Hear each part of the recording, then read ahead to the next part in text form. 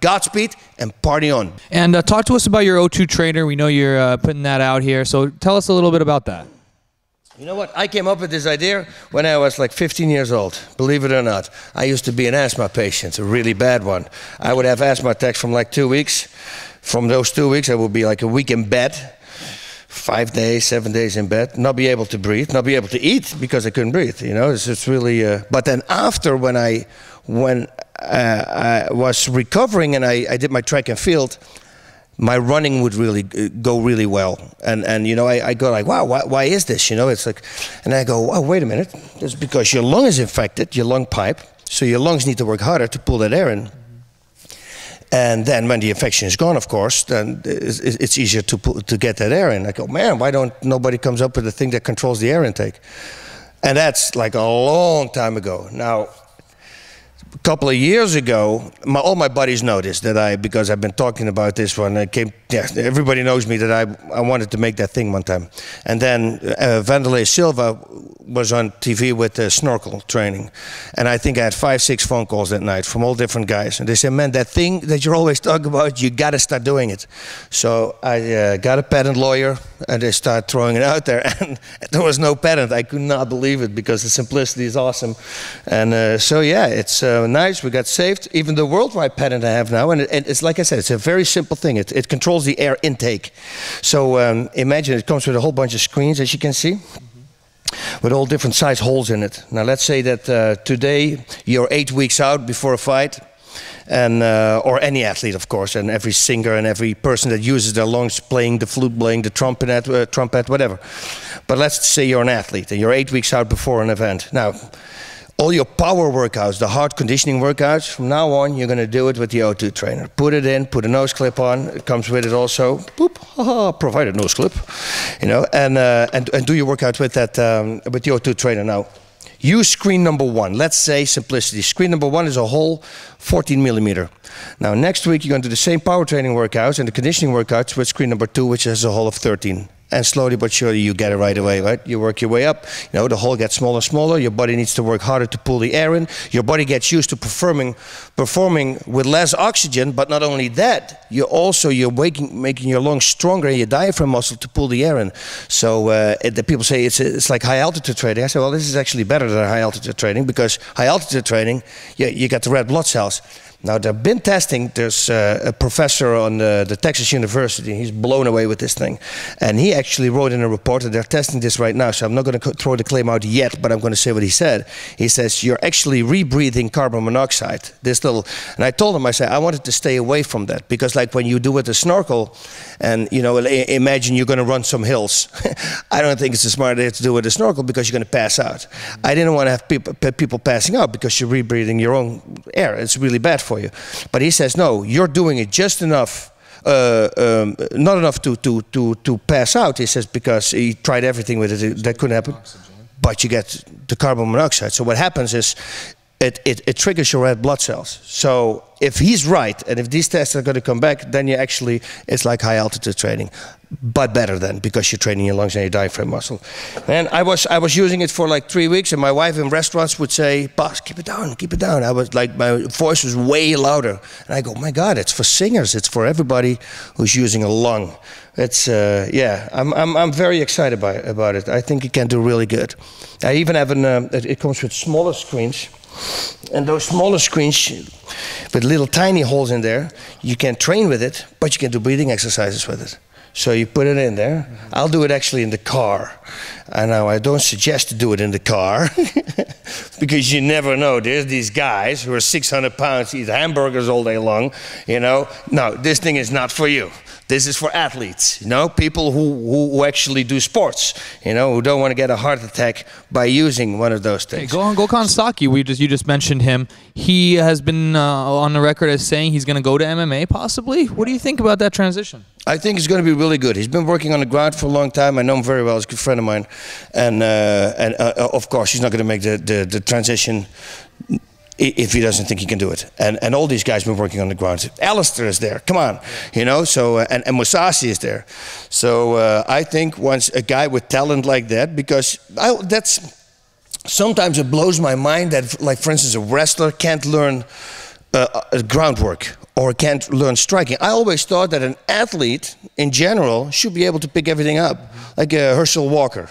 I find ground game easier than stand-up. Yeah, but you see, but then you realize it's with everybody different. It's weird. For me, I always thought it's easier for a striker to learn the ground game than the other way around, because if you're a striker, you're already used to getting hit in the face, you know. So now you're on the ground when you get hit before they set up an armbar. You know, it's easier for you to deal with, other than a ground fighter learns how to strike. Because I always go into theory. The theory could be, okay, why did you choose that you were going to do jiu-jitsu instead of boxing? There's always a reason for that. But what's the reason that you don't like to get hit? Because if that's one of those reasons, then it's going to be hard for you to get that problem out of there. You know, there's a lot of stuff that comes with it. But for me, I always picked up fast on everything I did. And I think, thank God, I was blessed with that, with doing that. I didn't have a good wrestler in Holland, because otherwise I would have been better also, because I sucked at wrestling. I always went down to the ground, God. But thank God I had my submission skills, so I could actually, I could do something there on the ground with those guys. But yeah. So where will we see him fighting if he does? Do you have some insight on that? Will he be fighting in Dream, or? He will probably, I'm pretty sure it's going to be Strikeforce and Dream then. You know, if you're going to start. Because Strikeforce and Dream, they let each other do that. So same as with Alistair. Yeah, it's going to be one of those two. So would he be fighting at middleweight or light heavy? Nah, he should fight light heavy. I don't think he can make middleweight. Yeah, he's got to beat the light for that. He's a very light heavyweight already now. You know what does he weigh? 220, maybe. I thought he was even smaller than that. When I see him in the K1, he looks like a shrimp, and I love watching him fight because he's taking on these guys that are so much bigger than him, and he just looks amazing. And then the way he fights Alistair, you know, I mean, a broken hand, broken arm, you know, and then comes in, drops like 7 liver shots in 2 seconds, and then it kicks out. Yeah, he's a freak. He's and a good guy too, man. If you got to meet those guys, they're really nice guys. Okay. Well, we appreciate the time. We're going to check out the Boss Action System right now. We'll get you give us a little quick rundown on that before we do a little demo. On the body action system, the body action system is also, it's because I had tendonitis and I like to hit, but I still like to hit things. If I hit it back really hard, I'm developing tendonitis in both arms. Very painful. If you're a fighter and you started to having tendonitis, your career is pretty much over. Killed my career. It's very painful. Yeah, there's no pain like it. I always said that's the worst pain there is. Now you can hit actually targets. You can do uppercuts on a head, and it bounces back like a normal head would do if you don't knock them out, of course. But it bounces, boop, boop, boop, boop, and you have a target. You can do your uppercuts, your elbows, and you have targets also on the body. So and the targets are shaped in the direction you have to hit them, in the angle that you have to hit a body shot. Like I always say, the liver shot is not just a hook or a straight punch. It's a combination of, you know, it's a diagonally punch, straight thing, hook, punch. It's all a combination of that. But if you see the target and you hit it the way the target is shaped, you automatically hit it the right way. You got the solar plexus. Every interview, which I had 20 years ago, I always said the problem with a lot of guys is they don't aim for their punches.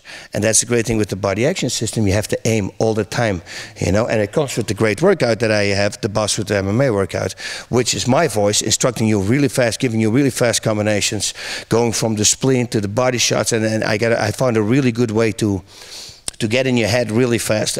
Listen, every fighter who came in here, doesn't matter who it is, if he's a world champion or not, everybody, we warm up on the tapes, because we still call it tapes, because it's that old, it's CDs now, of course. Everybody wants a copy. And now, when the body action system came along, they asked me, says, yeah, but now we need a workout for it. I say, because they came with that idea to me. I said, I already brought it. I said, this is it. I've been selling this thing for 8 years. I said, they put it on. They said, my God, it's like it's made for it. It really is. It's like made for it. Okay, so last thing here. Talk to us about Elite MMA. This is a spectacular facility you've got here, and a great community, Westlake Village. Talk to us about it. Tell us when the kids' classes come and all about it. Oh, you know, there's a lot to talk about here, Elite MMA. This here, what you see, the room over there, is an after-study program. We got actually a certified teacher there who is there for the kids, touring. So the parents can come in, 3 o'clock, they drop off the kids, and at 4 o'clock they have a class. Wow. Yeah, awesome. It's awesome. We got saunas, We got really beautiful the showers. I mean, I always mention it because they say, "Oh, but it's so special." Listen, if you're used to being 5 years in a building with no showers, and now suddenly you have saunas and we have everything top of the line, you know, you get the razor blades are there. We have a towel serve. So everything is top notch. You know, the powertrain equipment that we have, the Cormax, it's actually powertrain equipment that you can throw. You know, it's for your the fast twitch fibers. Yeah, throw it away and it comes controlled. It comes down. You know, something which is crazy. Yeah, it's a crazy feeling when I. It's nice, right? Yeah. Like, you can keep on going, and then what you can do also is you can like push it up, and when it comes back, you can pull it against the grain also. So you can do like 5 muscle groups at the same time. Oh, sorry, I'm drilling. I start drilling because I like it a lot.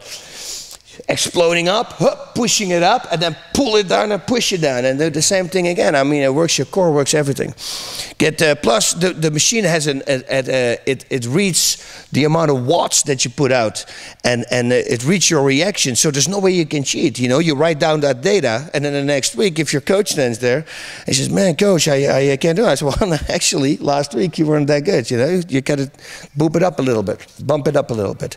So that's great. This room is great. It's a nice big room. We have a back room with like 25 bags in there. This is a great room. We have another 2,000 square feet behind this wall here, and we're, you know, we gonna need, I don't know, like 80 more people in order to get that also, and I think we will get it. And once we have that, you know, 2,000 square feet, that's a big place. We divide it up maybe in 2 more rooms, so we have more like a private room, and we got, you know, there's a lot of work. You know, you have only a certain amount of rooms, and there's a lot of people who want to train.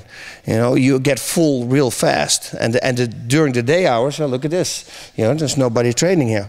You know, so everything between, if you have a way to pack the gym between, let's say, 11 and 4, that will be something really cool. But it's just very hard because everybody's working. It's all in the morning and in the evening. Do you have a lot of pros? Any pros that train here right now? Not a lot. We have, I think, like 7, and but we're developing. We have a fight class now also. So for the pros, it's at night at 7 o'clock. They can train once before a fight. You know, I'm willing to get up early and do workouts with them in the morning also. But yeah, that's it. We focus on the main population right now, but we do have a fight team. Spectacular facilities here. You guys got to check it out if you're in the area, Westlake Village, Agoura Hills, any of this area. Come check out Elite MMA. Godspeed and party on.